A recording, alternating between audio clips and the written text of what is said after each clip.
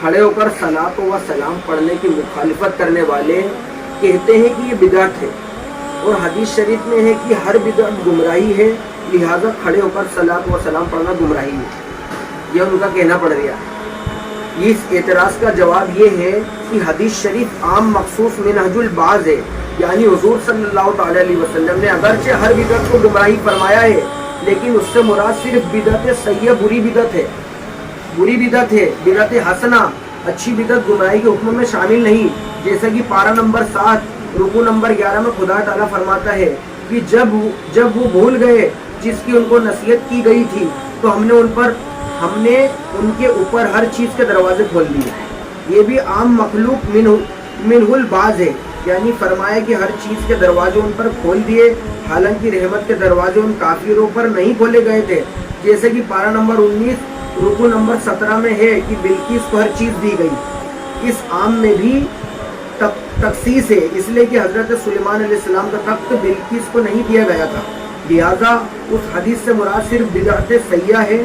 اس بات کی تائید مسلم شریف کی اس حدیث سے بھی ہوتی ہے کہ جو حضرت جریر رضی اللہ تعالیٰ عنہ سے روایت ہے کہ سرکار اقدس صلی اللہ علیہ وسلم نے فرمایا، جو شخص اسلام میں کسی اچھے طریقے کو رواج دے گا تو اس کو اپنے رواج دینے کا ثواب ملے گا، اور ان لوگوں کو عمل کرنے کا بھی جو اس کے بعد اس طریقے پر عمل کرتے رہیں گے، اور عمل کرنے والوں کے ثواب میں کوئی کمی نہ ہوگی۔ یہ حدیث میں نے دیوبندی کو بھی سنی تھی کہ اچھی بدعت ہوتی ہے ماننے کو تیار نہیں تھا۔ یہ حدیث اس میں بھی دے رہا ہوں، علامہ صاحب کی حوالہ دے رہا اس میں۔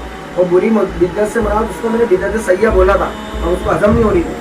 اب یہ بدعت اچھی بدعت کا ذکر مسلم شریف کے اندر ہے۔ حضور فرمانا ہے کہ جو اچھا کام ایجاد کرے گا، جو کوئی اچھا کام ایجاد کرے گا اس ایجاد کرنے والوں کو بھی ثواب ملے گا، اور جتنے لوگ اس پر عمل کریں گے ان کو بھی ثواب ملے گا۔ اور حضور نے فرمایا جو برا کام ایجاد کرے گا اس پر بھی وہ بھی گناہ گار ہوگا، اور جو اس پر عمل کریں گے وہ سب بھی گناہ گار ہوں گے۔ اور جو اسلام میں کسی یہ میں نے حدیث بتا دی کہ برے کام کے بارے میں بتایا گیا ہے۔ اس حدیث شریف سے کھلا معلوم ہو گیا ہے کہ بدعت صرف سیئہ نہیں حسنہ بھی ہوتی ہے۔ اس لیے حدیثوں کی شرح لکھنے والوں نے فرمایا کہ بدعت کی 5 قسمیں ہیں۔ بدعت کی کتنی قسمیں؟ 5۔ اچھے سے ذہن میں بٹھا لینا۔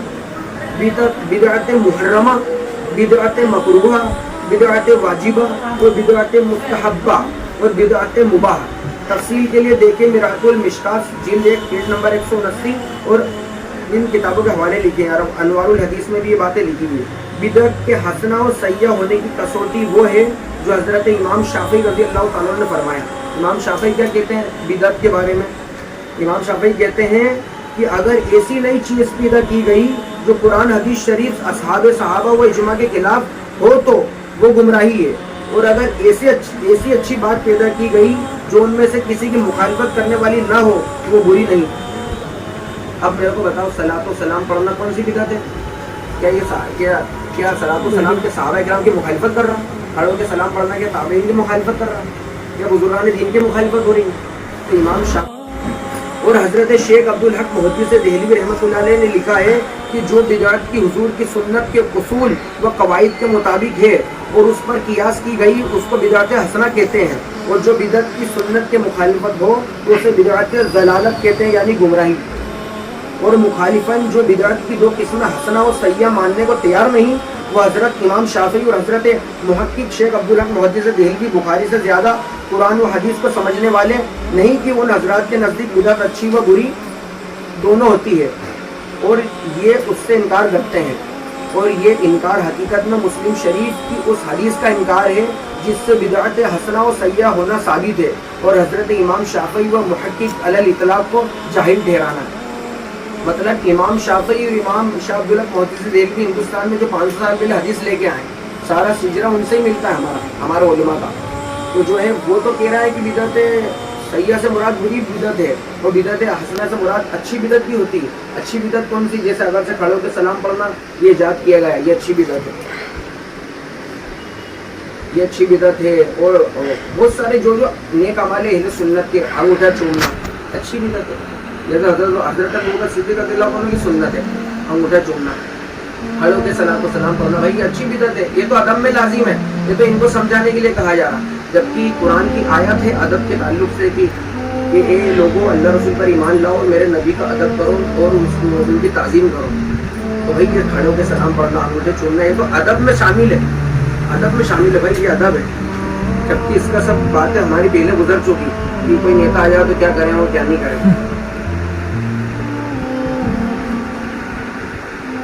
اس اعتراض کا جواب یہ ہے، اب دیکھنا، تعظیم کی مخالفت کرنے والوں کا ایک اعتراض یہ بھی ہے کہ صحابہ نے کھڑے ہو کر تعظیم نہیں کی، آپ کیوں کرتے ہیں؟ کیا آپ صحابہ سے بڑھ کر ہیں؟ یہ کہتے ہیں جب انتہائی محبت کے باوجود صحابہ نے ایسا نہیں کیا تو دوسروں کو ایسی تعظیم کرنا کیسے جائز ہو سکتی ہے؟ مطلب جو صحابہ نے نہیں کی تو تم کیسے کر سکتے ہو؟ اس اعتراض کا جواب یہ ہے، جیسے میں نے آیت پڑھی، وہ اللہ پاک نے فرمایا وَتُعَزِّرُهُ وَتُوَقِّرُهُ سے حضور صلی اللہ علیہ وسلم کی تعظیم و تقریم کا حکم فرمایا ہے. تو مسلمانوں کے دل کا جذبہ جس طرح بھی رہبری کرے، ہر طریقے سے حضور صلی اللہ علیہ وسلم کی تعظیم جائز ہے، اور صحابہ کے نہ کرنے سے کوئی کام ناجائز نہیں ہوگا.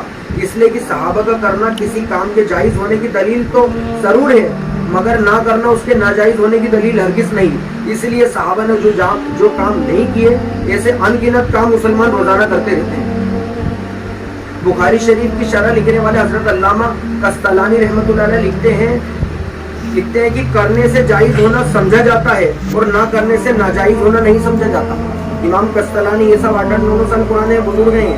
اور حضرت شاہ عبد العزیز صاحب محدث دہلوی رحمۃ اللہ علیہ لکھتے ہیں کہ نہ کرنا دوسری چیز ہے اور منع فرمانا دوسری چیز ہے. نہ کرنا دوسری چیز ہے اور منع فرمانا دوسری چیز ہے. فضان بھی سن رہے ہیں نا؟ لہذا صحابہ کے نہ کرنے سے کھڑے ہو کر تعظیم کرنے کو شرک اور کفر یا حرام و ناجائز ٹھہرانا غلطی ہے. دیکھیے کچھ صحابہ نے حدیثیں لکھی مگر انہوں نے امام بخاری کی طرح ہر حدیث لکھنے سے پہلے غسل نہ کیا اور نہ 2 رکعت نماز پڑھی. اسی طرح صحابہ چلتے پھرتے اٹھتے بیٹھتے ہر حال میں حضور صلی اللہ علیہ وسلم کی حدیثیں پائی ایک دوسرے سے بیان کرتے تھے. یعنی حضرت امام مالک کی طرح ایک دوسرے سے حدیث بیان کرنے کے لیے صحابہ غسل نہیں کرتے تھے، نہ کپڑے میں عطر لگاتے تھے اور نہ ان کے لیے خوشبو سلگاتے تھے. ملاحظہ ہو بخاری شریف میں لکھا ہوا ہے. تو کیا صحابہ کے اس طرح نہ کرنے سے حضرت امام بخاری اور حضرت امام مالک کا حدیث شریف کی تعظیم کرنا حرام و ناجائز ہو جائے گا اور یہ لوگ گناہگار قرار دیے جائیں گے معاذ اللہ؟ نہیں، ہرگز نہیں، بلکہ وہ بلا شبہ جائز اور مستحسن ہی رہے گا. سمجھ میں آ رہی بات؟ تو اسی طرح صحابہ کا کھڑے ہو کر تعظیم نہ کرنے کے باوجود لوگوں کا کھڑے ہو کر حضور صلی اللہ علیہ وسلم کی تعظیم کرنا جائز ہی رہے گا. شرک و کفر یا حرام و ناجائز نہیں ہو جائے گا. کھڑے ہو کر تعظیم کرنے کے بارے میں مخالفت کرنے والوں کے نزدیک بہت بڑا اعتراض یہ ہے کہ حدیث شریف میں کسی کی تعظیم کے لیے کھڑا ہونے کو منع کیا گیا ہے. جیسا کہ حضرت امامہ رضی اللہ تعالیٰ عنہ سے روایت ہے کہ رسول اللہ صلی اللہ علیہ وسلم نے فرمایا کہ تم لوگ نہ کھڑے ہو جیسے عظمی عرب کے علاوہ لوگ ایک دوسرے کے کھڑے ہو کر تعظیم کرتے ہیں. مطلب یہ حدیث بھی پیش کرتے ہیں کھڑے نہ ہونے پر کہ حضور نے فرمایا کہ تم لوگ نہ کھڑے ہو جیسے اجمی عرب کے علاوہ لوگ ایک دوسرے کو کھڑے ہو کر تعظیم کرتے ہیں. اجمی کون لوگ ہیں؟ اپن لوگ. ہندو عرب کے علاوہ جتنے سب اپن اجمی ہیں اور وہ عربی ہیں. اور حضرت امیر معاویہ رضی اللہ تعالیٰ سے روایت ہے کہ رسول کریم صلی اللہ علیہ وسلم نے فرمایا کہ جس کو پسند ہو کہ لوگ تعظیم کے لیے اس کے سامنے کھڑے رہیں وہ اپنی جگہ دوزخ میں ڈھونڈ لے. یہ 2 حدیثیں یہ لوگ پیش کرتے ہیں کھڑے ہو کے ہمارے خلاف. مگر اس کا مسئلہ کیا ہے، اس کی حقیقت کیا ہے؟ اور حضرت انس رضی اللہ تعالیٰ سے روایت ہے کہ صحابہ جب حضور صلی اللہ علیہ وسلم کو دیکھتے تو کھڑے نہیں ہوتے تھے، اس لیے کہ وہ جانتے تھے کہ حضور کو ناپسند ہے. یہ حدیث یہ بھی پیش کرتے ہیں ایک اور. ان تینوں حدیث سے معلوم ہوا کہ تعظیم کے لیے کھڑا ہونا جائز نہیں. اس اعتراض کا جواب یہ ہے کہ ہر صورت میں کھڑے ہونے کو حدیث شریف میں نہیں منع کیا گیا ہے، بلکہ صرف اس حالت میں منع کیا گیا ہے جب کوئی شخص چاہے کہ لوگ اس کے لیے کھڑے رہیں یا بیٹھا رہے اور پسند کرے کہ لوگ اس کے سامنے کھڑے رہیں. اس لیے کہ حضرت سعد ابن معاذ رضی اللہ تعالیٰ عنہ کے آنے پر خود حضور صلی اللہ علیہ وسلم ان کی قوم سے فرمایا کہ اپنے سردار کے لیے کھڑے ہو جاؤ.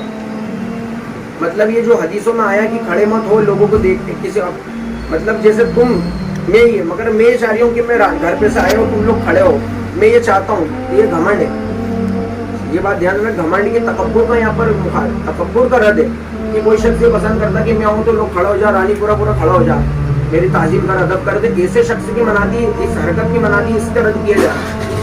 نہیں تو پھر اس حدیث کا کیا ہوگا؟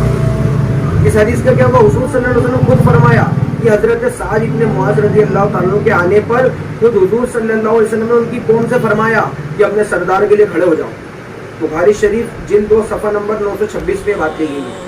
حضرت شیخ عبدالحق محدث دہلوی بخاری رحمۃ اللہ علیہ و رضوان لکھتے ہیں کہ کھڑا ہونا مکروہ نہیں بلکہ کھڑا ہونے کو چاہنا مکروہ ہے. اگر کوئی شخص کھڑا ہونے کو نہ چاہتا تو اس کے لیے کھڑا ہونا مکروہ نہیں. حضرت قاضی ایاز نے فرمایا کہ کھڑا ہونا اس شخص کے لیے منع ہے جو کہ خود بیٹھا ہو اور لوگ اس کے سامنے بیٹھے رہنے تک کھڑے رہیں. اور حضرت امام نووی رحمۃ اللہ علیہ اس حدیث شریف قوموا الی سیدکم کی شرح میں لکھتے ہیں کہ اس حدیث شریف سے بزرگوں کی تعظیم اور ان کے آنے پر کھڑے ہو کر ان سے ملنا ثابت ہے. اور کھڑے ہو کر تعظیم کرنے سے مستحب ہونے پر عالموں کے بہت بڑے گروہ نے اس سے دلیل پکڑی ہے کہ حضرت قاضی ایاز نے فرمایا یہ کھڑا ہونا ان میں سے نہیں ہے جو منع ہے. منع اس شخص کے بارے میں ہے کہ جس کے پاس لوگ کھڑے ہوں اور وہ بیٹھا ہو اور لوگ اس کے بیٹھے رہنے تک کھڑے رہیں. حضرت امام نووی رحمۃ اللہ فرماتے ہیں کہ میں کہتا ہوں کہ بزرگوں کے آنے پر کھڑا ہونا مستحب ہے اور اس کے بارے میں حدیثیں ہیں لیکن منع میں کھلم کھلا کوئی حدیث نہیں آئی ہے. مسلم شریف کے اندر ہے. امام نووی نے اپنی شرح مسلم میں لکھا ہے. ایک اور پنہ انشاءاللہ اختتام کر دیں گے. اور حدیث شریف میں ہے کہ حضرت کعب بن مالک رضی اللہ عنہ فرماتے ہیں کہ توبہ قبول ہونے کے بعد جب میں حضور کی خدمت میں حاضر ہوا تو حضرت طلحہ بن عبید اللہ کھڑے ہو گئے اور دوڑ کر آئے, مجھ سے مصافحہ کیا اور مبارکباد دی. مسلم شریف کے اندر حدیث ہے. یہ سب کہاں جائیں گی حدیثیں کھڑے ہوئے, یہ صحابہ کرام حضور نے فرمایا کہ اپنے سردار کے لیے کھڑے ہو. یہ سب حدیثوں کو کیا ہوگا؟ یہ جو حدیثیں 3-4 یہ پیش کرتے ہیں وہاں پر لوگ یہ جیسے تم چاہتے ہو کہ احمد بھائی چاہتے ہو کہ میں آؤں تو لوگ کھڑے ہو جائیں اور میں جب تک بیٹھا ہوں لوگ کھڑے ہی رہے, ایسے شخص کا رد ہو رہی ہے بھیا. یہ تو ان حدیثوں کا کیا ہوگا؟ اس حدیث شریف سے ثابت ہوا کہ آنے والے سے مصافحہ کرنا, اس کی تعظیم کے لیے کھڑا ہونا اور دوڑ کر اس سے ملنا مستحب ہے. مسلم شریف میں امام نووی نے اور حضرت امیر معاویہ رضی اللہ عنہ کی روایت کی ہوئی حدیث جو مخالفت کرنے والے پیش کرتے ہیں اس کی شرح میں حضرت شیخ عبدالحق محدث دہلوی بخاری علیہ رحمہ لکھتے ہیں کہ اس حدیث شریف سے معلوم ہوا کہ تعظیم اور تکبر کے طریقے پر خدمت میں لوگوں کو کھڑے ہونے کو چاہنا مکروہ و منع ہے اور جو اس طریقے پر نہ ہو مکروہ نہیں. یہ دیکھیں نکال وہی نکل رہا ہے کہ گھمنڈ کی نیت سے لوگ چاہتے ہیں کہ میرے لیے کھڑے ہو جائیں, ان کی منع دی ہے نہ کہ اس کی. اسی لیے بڑے بڑے مفتیوں نے کھڑے ہو کر تعظیم کے جائز ہونے کا فتویٰ دیا. ایک اور پنہ آخری انشاءاللہ اس میں اختتام کر دیں. شیخ علاء الدین محمد ابن علی حسقفی رحمۃ اللہ علیہ رضوان تحریر فرماتے ہیں کہ آنے والے کی تعظیم کو کھڑا ہونا جائز بلکہ مستحب ہے, جیسا کہ قرآن پڑھنے والوں کو عالم کے سامنے کھڑا ہو جانا جائز ہے. در مختار میں لکھا ہوا ہے. اور اسی کے حاشیے میں حضرت علامہ ابن عابدین شامی رحمۃ اللہ لکھتے ہیں کہ قرآن پڑھنے والے کا آنے والے کی تعظیم کے لیے کھڑا ہونا مکروہ نہیں بلکہ وہ تعظیم کے لائق ہے. اور حضرت شیخ عبدالحق محدث دہلوی بخاری رحمۃ اللہ رضوان لکھتے ہیں کہ مطالب المومنین میں کنہا سے نقل کیا ہے کہ بیٹھے ہوئے آدمی کو کسی آنے والے کی تعظیم کے لیے کھڑا ہونا مکروہ نہیں. صلی اللہ تبارک و تعالی علیہ سید المرسلین صلی اللہ تعالی علیہ وسلم. یہ کتاب امام جلالی احمد امجدی رحمۃ اللہ کی کتاب ہے تعظیم نبی.